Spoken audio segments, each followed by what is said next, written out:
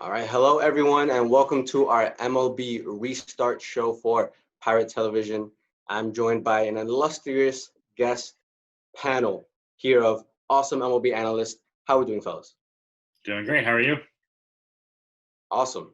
So we are going to get started 10 days until the beginning of an MLB season after so much turmoil and so much arguments and just a lot of sticky situations, we'll call it. So getting into the season, we have a 60 game season in which we have teams play in their region instead of just playing going all around the country for COVID reasons. So we'll start off with that. How do you guys feel on the teams meshing the interleague division system? We'll start with you, Cam.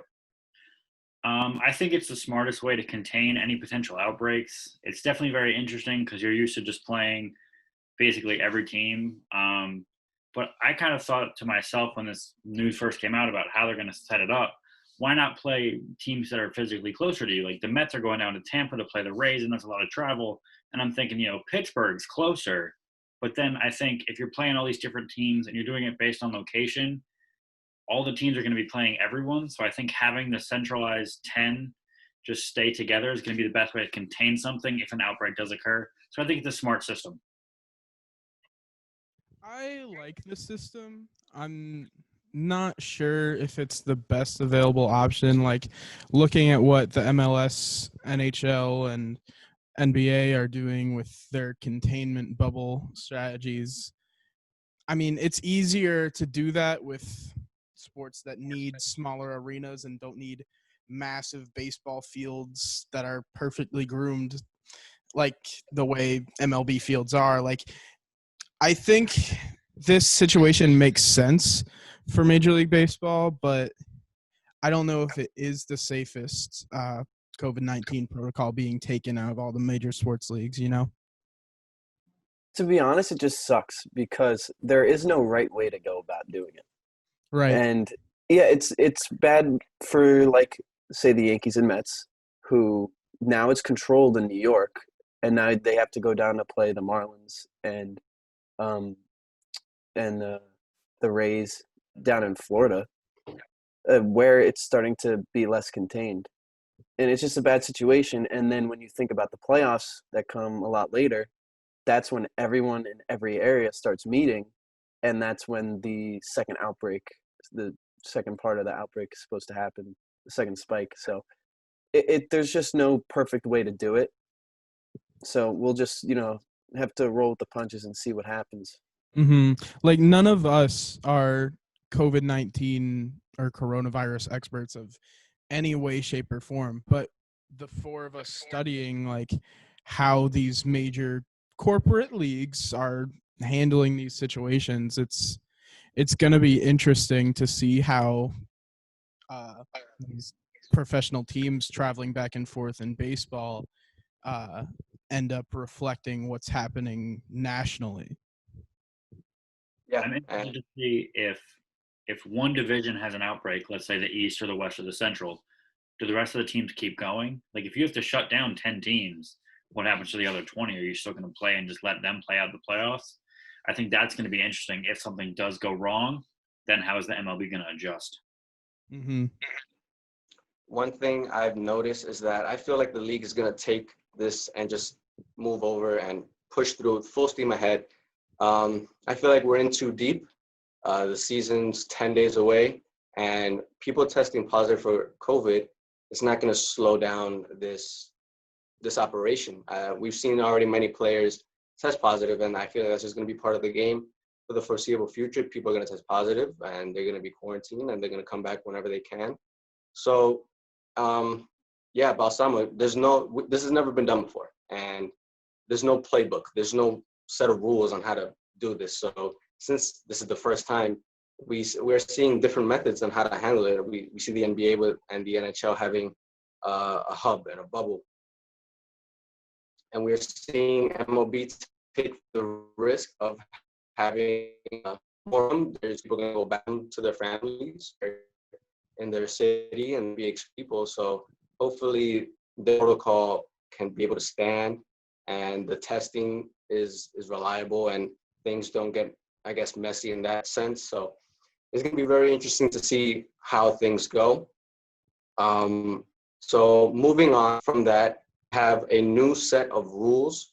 We have 2 new rules for this season. We're going to have a universal DH for the 60-game sprint, and we're going to have the runner on second base and second base. So we're going to first dive into the universal DH and see how you guys think about that. Ben, we'll start with you.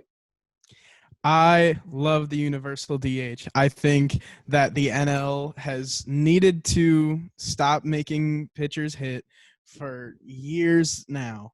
And this transition to the whole league being DH, even if it is just for this 60-game weird Corona season, I think it's going to be interesting how the league evaluates this season with the full league DH. And I don't know, I just think it could potentially be really good for the future of the game of baseball, because I don't know about you, but baseball's had a marketing problem recently. I don't know if y'all have heard, but like, it's bad. And in my opinion, best era of baseball in recent history was when everybody was on roids. Granted, the most home runs ever were being hit, but it wasn't clean. With universal DH, more home runs are going to be hit. That's one way to get the ball in the air more often league-wide. So I think more home runs and more big hits are better for baseball, and pitchers just aren't getting that. So I like the universal DH. Yeah, as much as I'm probably with Dylan in this camp. Oh, I didn't try to do that. But, as much as I'm with Dylan, where I prefer pitchers hitting, it was an inevitability. It was bound to happen eventually, and like Ben said, it's good for the game. I loved seeing Bartolo hit, but Bartolo's also like a 1 in a million player. Sure, the Mets hit home runs, but with their pitchers, but they still hit 215. It's overall just more exciting, and it'll probably benefit the game more. Of course, personally, I think it takes away a little bit of strategy, but like that strategy is like 1% of the game. It's minuscule, and it's a minuscule change that I think will, bring in more than it takes away. Glad you guys saw me shaking my head no. I think for this season, it's probably really smart, just because you don't want any pitchers getting hurt in a way that's not really related to their craft as much. So I think it's good for this year. Keeps them off the base paths, keeps them out of the batter's box. That's fine. But to me, I really like watching pitchers hit. I think I'm a little spoiled because the Mets pitchers are pretty good. I mean, Syndergaard's hit like 3 or 4 career home runs. I think DeGrom has one. Matz is a decent hitter. So I think I'm not used to pitchers being as bad as a lot of other teams are. But even Madison Bumgarner hits home runs. I think he hit one off of Kershaw last year, and that was hilarious. So I'm going to miss that if it does go away for good. I think it adds a certain element of excitement to the game when pitchers do hit and succeed. And I think there's a little bit of strategy involved too, which you're going to get rid of. But I think for this year, it makes a lot of sense. Well, I think it was very long overdue. I'm against pitchers hitting. Obviously, it puts pitchers more at risk as well during the season. It's a long season; they could get injured in a regular season. So it's good that they're protecting them in this season. However, it's very awkward sometimes when you see a pitcher hit. Let's see, it's a big situation early on, and we have a pitcher, and we already know they're either gonna bunt or strike out or just get an out. It's very rare. It's pretty cool to see pitchers hit home runs every so often, but I feel like putting an established hitter there, it makes every National League team better, without a doubt, having actual hitters hit. More offense is just going to be better for the league in general. And as much fun as watching like 7 out of 10 pitchers just lay down a bunt in the 3rd inning for an easy out, like granted, like 1 out of 10 pitchers can like just rake for some reason and hit homers, but like it's about the percentages. And if you want to improve the game of baseball, like we want to, but Manfred might not want to, more DHs and more hits are the way to go. Yeah, like 8 or 9 out of 10 times, if a pitcher on my team comes up to hit, I'm rolling my eyes because Right. it's just going through the motions of how quick can you get out, basically. So I think overall it's better for the game if you want to try and bring in new fans. Sometimes you got to get rid of useless traditions. What do you think, If Cam? that's the case, I'm clearly going to lose, so I'll just. But now we're going to get into more individual accolades. We're going to talk about MVPs now. So we'll start off with AL MVP. How do you guys see the AL MVP race going out? So what are some names out there? The first one's just obvious. If he doesn't opt out, is Mike Trout. And like there's really like he's gonna get it unless he opts out because just his consistency and obviously his unmatched ability.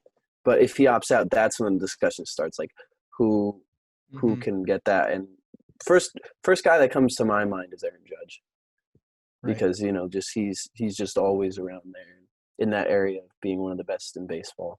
So I'm saying my top 3 for the AL MVP finish would be Trout, of course, if he plays, then Judge, then Francisco Lindor. Like I said earlier when dissecting the Indians, I think Lindor's in for a big year, and he can prove it if he's able to get the Indians on a big stage. I think Trout, and honestly one of his teammates, I think Rendon, if he can help bring the Angels to where they've been so heavily struggling to get to without that second bat, I think if he can really carry them to a playoff spot, even if it's just a wild card, I think he could be in consideration. I don't know if he'd get it, especially if Trout does play. But those two players together, I think both could prove to be very valuable to that team. It's really strange to think about how the Angels can arguably, like, we could all see them having 3 separate MVP candidates and still not making the playoffs. Like, that's how bad their pitching is. It's wild what the Angels could potentially be. But I like Ohtani. I mean, Trout, yeah, cool, whatever. Ohtani, I feel like if, like I said before, if he's above average in both pitching and hitting, his worth and his value to that team is just going to be so instrumental. And especially, I mean, I don't see it, especially if they can maybe get in a wild card spot. So Ohtani's a player to look for. I like Judge. He's definitely in consideration. I think it's always hard for a pitcher to get MVP. We saw Verlander do it that year. He won MVP and Cy Young. But I feel like if there's any year that a pitcher wins the MVP, it might be this year, being that pitchers are so, at this moment, are so farther along compared to hitters. I feel like pitchers are going to have a lot more success against hitters early on. And that early on is basically the whole season since it's so short. So I like Garrett Cole's chances at an MVP since right now he's looking almost like midseason form. Being that it's summer camp, so not everybody's going, I guess, midseason form, but his, I guess, tenacity, his dominance, his just viewpoint on his approach to pitching is so aggressive and cutthroat. I feel like he's not going to back down against anybody, and he got snubbed last season. So I think he's going to be contention. So what do you guys think? Moving on to the National League, who are we looking at? What do you think, Ben? In terms of National League MVP, I think Christian Yelich being able to step into that DH role, even in the NL, is going to be huge for him in keeping his health and keeping his bat in that lineup.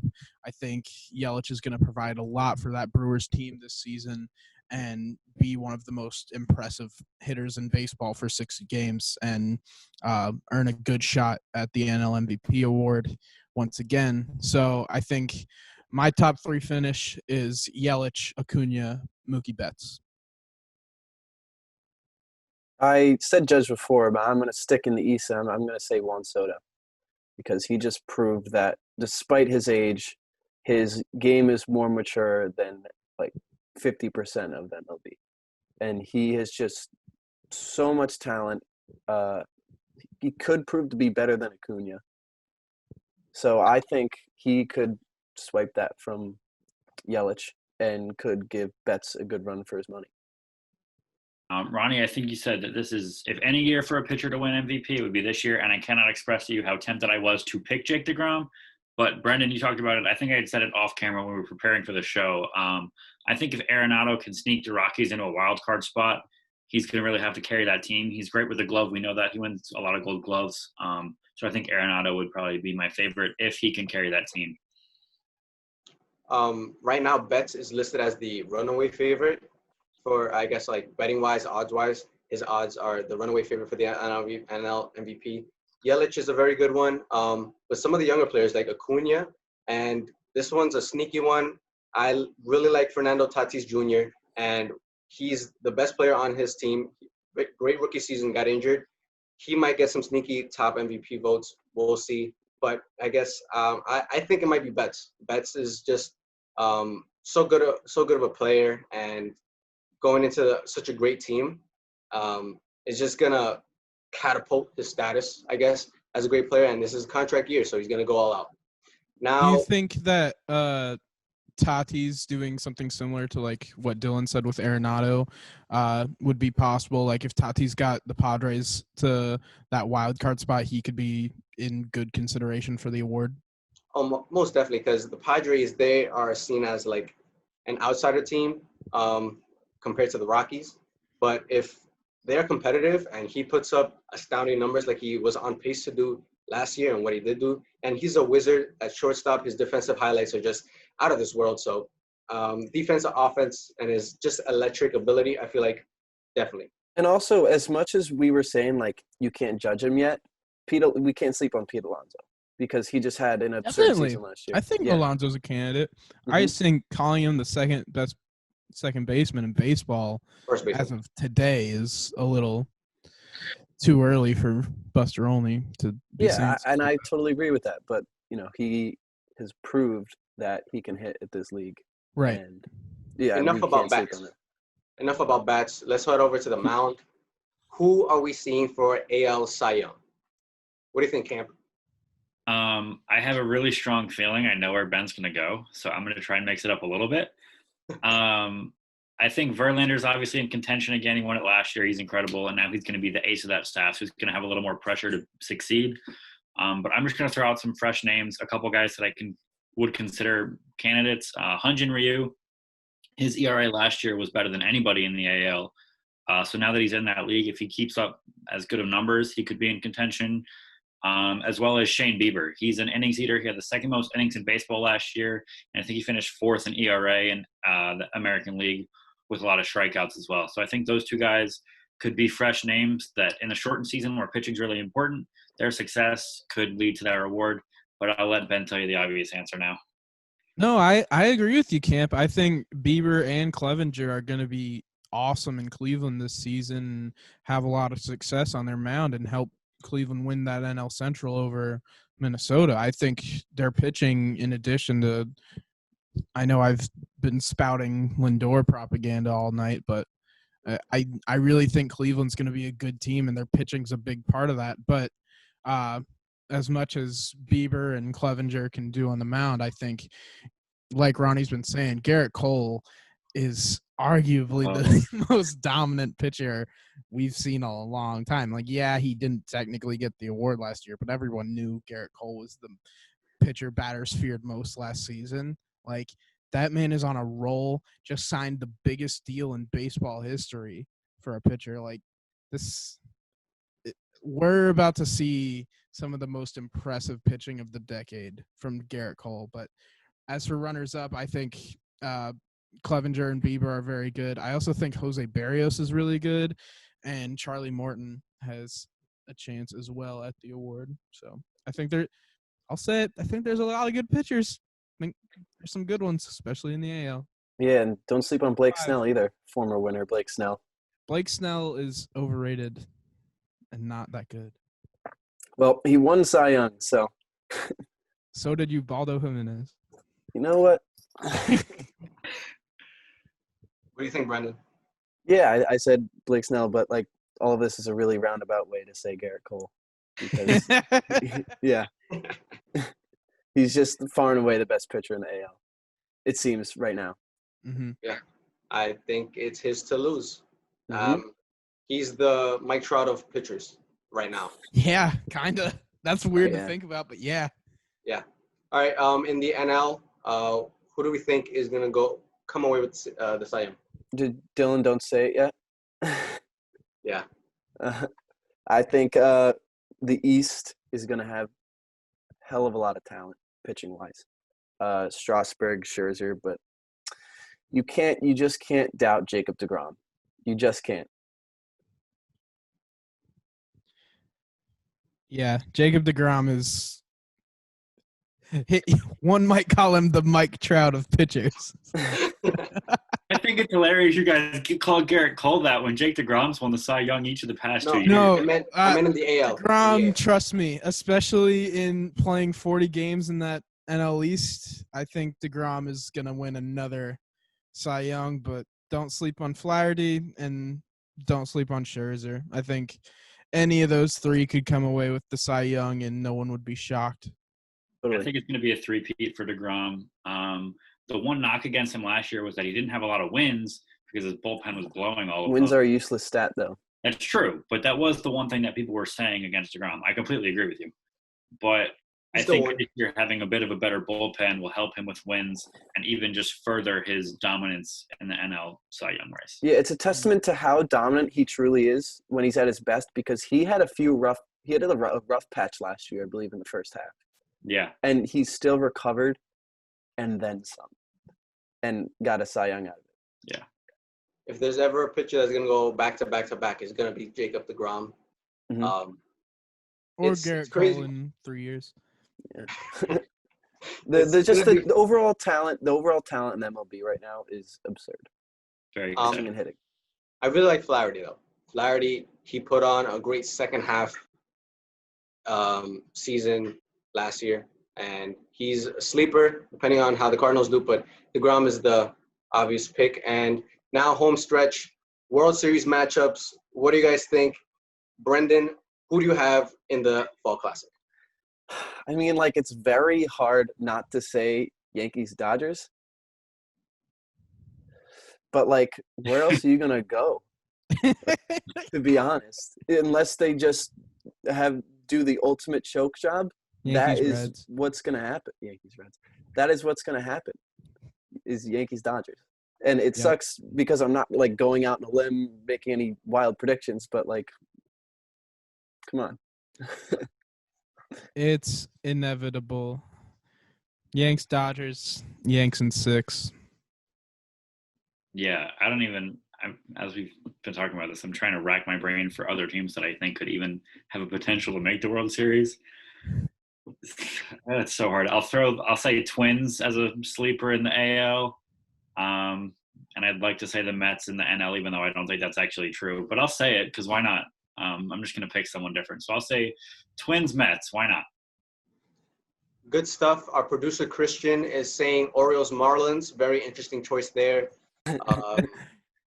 But I honestly think, the Dodgers, they were the favorites last year, but they didn't make it. I mean, they did add Betts, which is huge, but you never know. So I'm going to stick with the Yankees in the AL, but I think it's going to be the Braves' year to finally break through.